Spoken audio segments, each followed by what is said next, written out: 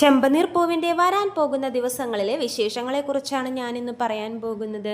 നമ്മുടെ സുധിയുടെ കയ്യിലും ഒരുപാട് ലക്ഷങ്ങളൊക്കെ ഉണ്ടെങ്കിലും ആ പൈസ കൊണ്ട് എന്ത് ബിസിനസ് ചെയ്യണമെന്ന് അറിയാതെ വിഷമിച്ചിരിക്കുവാണ് സുധിയും ശ്രുതിയും. സുധി തൻ്റെ ചേട്ടനനിയന്മാരോടൊക്കെ ഇതിനെപ്പറ്റി ബിസിനസ് എന്ത് തുടങ്ങണമെന്നൊക്കെ ഡിസ്കസ് ചെയ്തുവെങ്കിലും അവർ പറയുന്നതൊന്നും ചെയ്യാൻ ശ്രുതിക്ക് ഇൻട്രസ്റ്റ് ഇല്ല. ശ്രുതിയും ശ്രുതിയുടെ നാത്തുമാരോടൊക്കെ സംസാരിക്കുന്നുണ്ട്, ഈ കാശ് കൊണ്ട് എന്ത് ചെയ്യണം എന്ന്. അവരും കുറേ ഐഡിയാസൊക്കെ പറയുന്നുണ്ട്. അതൊന്നും ശ്രുതിക്കും സെറ്റാവും. അങ്ങനെ ഇരിക്കുമ്പോൾ നമ്മുടെ സച്ചിക്ക് ഒരു ട്രിപ്പ് വരുവാണ്.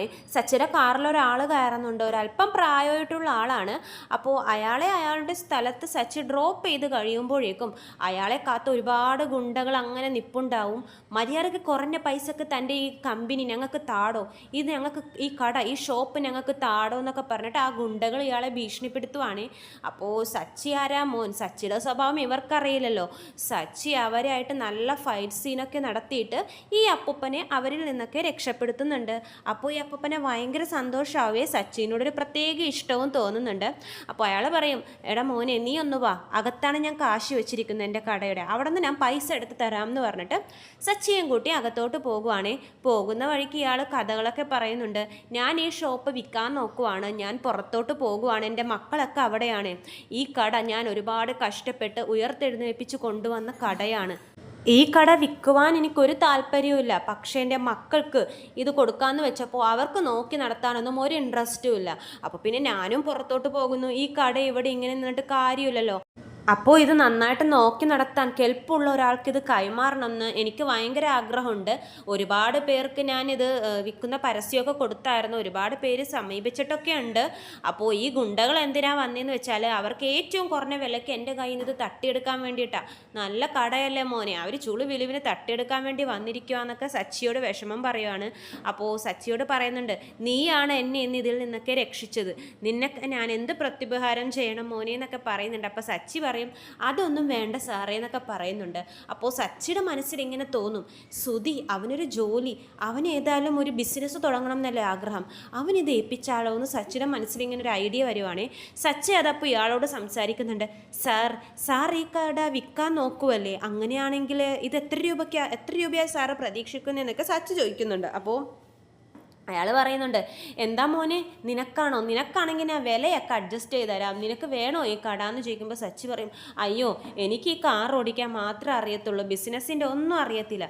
പക്ഷേ എൻ്റെ ചേട്ടൻ അവൻ ABCDയിലെ എല്ലാ ഡിഗ്രിയും അറിയാം, എല്ലാ ഡിഗ്രിയും അവൻ എടുത്തിട്ടുണ്ട്. ചേട്ടൻ ഒരു ബിസിനസ് തുടങ്ങാൻ വേണ്ടി ആലോചിക്കുന്നുണ്ടായിരുന്നു, ഇതാവുമ്പോൾ കണ്ടിട്ട് നല്ല കട, അപ്പോൾ അതിനുവേണ്ടി ഞാൻ ചോദിച്ചതാന്ന് പറയുമ്പോഴേക്കും മുതലാളി പറയുന്നുണ്ട്, എടാ നിനക്കല്ലേ, നിന്നെ എനിക്ക് ഭയങ്കര ഇഷ്ടമായി, നിൻ്റെ ചേട്ടനെന്ന് പറയുമ്പോൾ നിൻ്റെ സ്വഭാവമൊക്കെ തന്നെ ആയിരിക്കുമല്ലോ, അവൻ നല്ലോണം നോക്കി നടത്തുമെന്ന് എനിക്ക് ഉറപ്പാണ്. ഒരുപാട് കഷ്ടപ്പെട്ട് ഉയർത്തിക്കൊണ്ട് വന്നതുകൊണ്ട് തന്നെ അത്യാവശ്യം നല്ല നോക്കി നടത്താൻ കഴിവുള്ള ഒരാളെയാണ് ഞാൻ അന്വേഷിക്കുന്നത്. അപ്പോൾ സച്ചി പറയും, സാർ ഞാൻ ഇപ്പം തന്നെ എൻ്റെ ചേട്ടനെ കൂട്ടിക്കൊണ്ടുവരാമെന്ന് പറഞ്ഞിട്ട് സച്ചി നേരെ വീട്ടിൽ പോകുവാണേ. വീട്ടിൽ പോയിട്ട് എല്ലാവരെയും ഹാളിൽ വിളിച്ചിരുത്തുന്നുണ്ട്. എന്നിട്ട് സച്ചി പറയും, അച്ഛാ ഇവന് പൈസ കിട്ടിയിട്ട് എന്ത് ചെയ്യണമെന്ന് ഇവരിപ്പോഴും തീരുമാനിച്ചിട്ടില്ലല്ലോ, അപ്പോൾ എൻ്റെ മനസ്സിലൊരു ഐഡിയ ഉണ്ട് അച്ഛാ, അത് ഞാൻ പറയട്ടെ എന്ന് ചോദിക്കുമ്പോഴേക്കും ചന്ദ്ര പറയും, ഇവൻ എന്ത് പറയാനാ, വല്ല പൂക്കട തുടങ്ങുന്ന കാര്യം പറയാനായിരിക്കും, ഇവൻ്റെ തലയിൽ അങ്ങനെയുള്ള ബുദ്ധിയൊക്കെയല്ലേ വരുള്ളൂ. അപ്പോൾ സച്ചി പറയുന്നുണ്ട്, പൂക്കട എന്താ അത്രയ്ക്ക് മോശമാണോ, പൂക്കട തുടങ്ങി എത്രയോ പേര് നല്ല വിജയത്തിൽ ഇപ്പോഴും പോകുന്നുണ്ട് ഇവൻ മാനേജ്മെൻ്റൊക്കെ നടത്തിയിട്ട്, പക്ഷേ ഇതല്ല അച്ഛാ, ഇവനെ സ്വന്തമായിട്ടൊരു കസേരയിലിരുന്ന് മുതലാളിയാവണം എന്നല്ലേ ആഗ്രഹം, അതിന് ഉതകുന്ന ഒരു ജോലി, ഒരു കട ഞാൻ കണ്ടുവച്ചിട്ടുണ്ട് അച്ഛാന്നൊക്കെ പറയുവാണ്. അപ്പോൾ സുധിയുടെ മനസ്സിലിങ്ങനെ ഇരുന്ന ഇരിപ്പിൽ ജോലി, അതാണല്ലോ സുധിയുടെ ലക്ഷ്യം. സുധിയുടെ മനസ്സിലൊരു പ്രതീക്ഷയൊക്കെ വരുന്നുണ്ട്.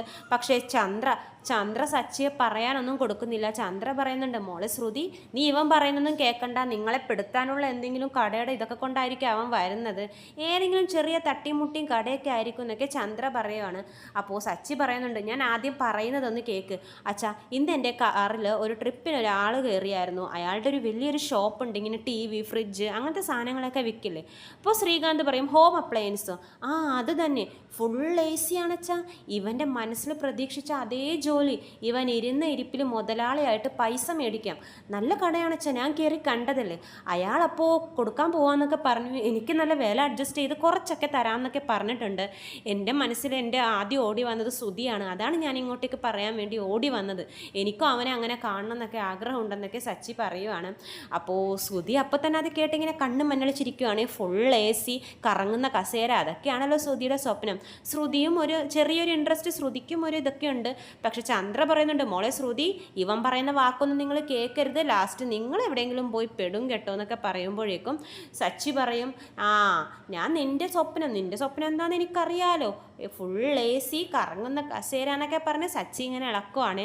അപ്പോൾ ശ്രുതി പറയുന്നുണ്ട്, എന്തായാലും ഞങ്ങൾ ഉറപ്പൊന്നും പറയുന്നില്ല, ഞങ്ങൾ ആദ്യം കടയൊന്ന് വന്ന് കാണട്ടെ എന്ന് പറഞ്ഞിട്ട് ഇവരെല്ലാവരും കാറിൽ കയറി ആ കടയിലോട്ട് പോകുവാണ്.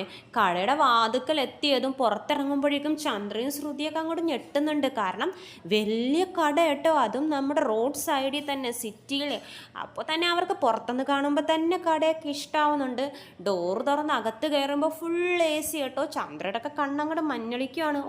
ഈ സച്ചി ഇത്രയും നല്ല ജോലിയാണോ എൻ്റെ ശ്രുതിക്ക് മേടിച്ചു കൊടുക്കുക, കടയാണോ, ബിസിനസ്സുകാരിയാണോ പറഞ്ഞതെന്നൊക്കെ ഓർത്ത് ചന്ദ്ര ഇങ്ങനെ വല്ലാതെ സന്തോഷിക്കുന്നുണ്ട്. എൻ്റെ ശ്രുതി, നിൻ്റെ കാലം തെളിഞ്ഞടാ, നിൻ്റെ നല്ല സമയമാണ് ഇനി വരാൻ പോകുന്നതെന്നൊക്കെ ചന്ദ്ര പറയുന്നുണ്ട്.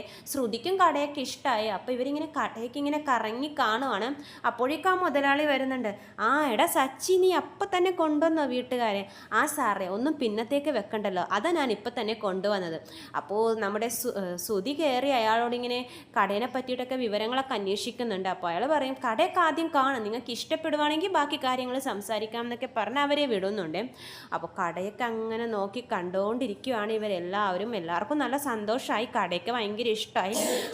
അപ്പോൾ അവിടെ കടയുടെ മുതലാളി ഇരിക്കുന്നൊരു കസേര കാണുന്നുണ്ട്. ശ്രുതിയുടെ ആ കണ്ണ് അപ്പോൾ അങ്ങോട്ട് തള്ളിപ്പോകും. ശ്രുതി ഓടിപ്പോയി ആ കസേര കയറിയിരുന്ന് കറങ്ങി കളിക്കും. കമ്പ്യൂട്ടറിൻ്റെ കീബോർഡൊക്കെ ഇങ്ങനെ ടൈപ്പ് ചെയ്ത് കളിക്കും. ശ്രുതിയുടെ മുഖത്തെ സന്തോഷം കാണുമ്പോൾ തന്നെ ചന്ദ്രക്കും ശ്രുതിക്കൊക്കെ ഭയങ്കര സന്തോഷമാവുന്നുണ്ട്. അവർ പറയുന്നുണ്ട്, കണ്ടോ, ഞാൻ എൻ്റെ മോൻ ഇത്രയും സന്തോഷത്തിൽ കണ്ടിട്ടില്ല എന്നൊക്കെ പറഞ്ഞിരിക്കുകയാണ്. അപ്പോൾ തന്നെ സച്ചി ശ്രുതിയെ വിളിക്കും. എടാ ശ്രുതി, നീ എന്താണ് അവിടെ നിന്ന് കറങ്ങി കളിക്കുന്നത്? ഇവനോട് കട നോക്കാൻ പറഞ്ഞിട്ട് അവിടെ കയറി ഇരിക്കുവാണ് ഇവനെന്നൊക്കെ പറഞ്ഞ് സച്ചി ഒച്ചത്തിൽ ശ്രുതിയെ വിളിക്കുവേ. അപ്പം തന്നെ ശ്രുതി എന്ത് ചെയ്യുന്നറിയോ? അവിടെ നിന്ന് നമ്മുടെ സച്ചിയെ ചീത്ത പറയുവാണ്. സച്ചി, ഇപ്പോൾ ഇടത്തിലാണോ ഇങ്ങനെ ചേട്ടനേക്ക് ഇങ്ങനെയൊക്കെ വിളിക്കുന്നത്? കാര്യം സച്ചിയുടെ ചേട്ടനൊക്കെ തന്നെ ആയിരിക്കും, പക്ഷെ അതിൻ്റെ ഒരു ബഹുമാനം കൊടുക്കണം സച്ചി.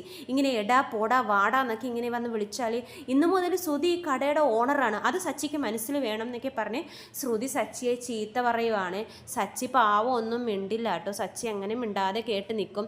അപ്പോൾ രവീന്ദ്രൻ പറയുന്നുണ്ട്, വന്ന സ്ഥലത്ത് നിന്ന് ഇങ്ങനെ തല്ലു പിടിക്കല്ലേ, നമ്മളൊരു നല്ല കാര്യത്തിന് വന്നതാണെന്ന് പറഞ്ഞ് ഇവരെയൊക്കെ മാറ്റി നിർത്തുന്നുണ്ട് അങ്ങോട്ടും ഇങ്ങോട്ടും. എന്നിട്ട് ശ്രുതി വരുമ്പോഴേക്കും ഇവർ നേരെ ഓണറിനെ കണ്ടിട്ട് പറയും, കടയൊക്കെ ഞങ്ങൾക്ക് ഇഷ്ടമായി, അപ്പോൾ ബാക്കി കാര്യങ്ങളൊക്കെ സംസാരിക്കാം എന്നൊക്കെ പറയുന്നുണ്ട് ശ്രുതിയും കൂടി.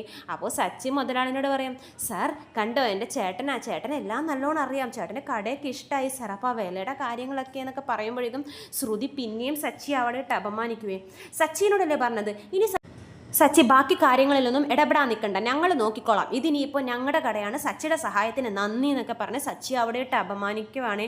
പാവം സച്ചിക്ക് എന്തൊക്കെ പറഞ്ഞാലും ശ്രുതിയോടൊക്കെ കാര്യമാണ്, തൻ്റെ അനിയന്മാരോടും ചേട്ടന്മാരോടും അമ്മയോടൊക്കെ ആർക്കൊക്കെ ഇഷ്ടമല്ലെങ്കിലും സച്ചിക്ക് എല്ലാവരും ഇഷ്ടമാണല്ലോ. പക്ഷേ സച്ചിയുടെ കാര്യം കഴിഞ്ഞപ്പോൾ സച്ചി എല്ലാവരും തള്ളിപ്പറയുവാണ്. സച്ചി കാരണമാണ് ഈ കട വന്നതെന്നുള്ളൊരു ബോധം പോലും ആ വീട്ടിലെ ആർക്കും ഇല്ലാതായിരിക്കുവാണ്. സച്ചിയെ അകറ്റി നിർത്തുവാണ്, കാരണം ഒരു കാർ ഡ്രൈവറാണല്ലോ. പാവ സച്ചിയും രേവതിയും വല്ലാതെ ആകുവാണേ. അപ്പോൾ ഇതൊക്കെയാണ് വരും എപ്പിസോഡ് കാഴ്ചകൾ. അപ്പോൾ ബാക്കി വിശേഷങ്ങൾ ഞാൻ എൻ്റെ ചാനലിലൂടെ അപ്ലോഡ് ചെയ്യാം. ചാനൽ സബ്സ്ക്രൈബ് ചെയ്യാത്തവരുണ്ടെങ്കിൽ സബ്സ്ക്രൈബ് ചെയ്യണം. വീഡിയോ ഇഷ്ടമായെങ്കിൽ ലൈക്ക് ചെയ്യാനും മറക്കരുത്. എല്ലാവർക്കും നന്ദി.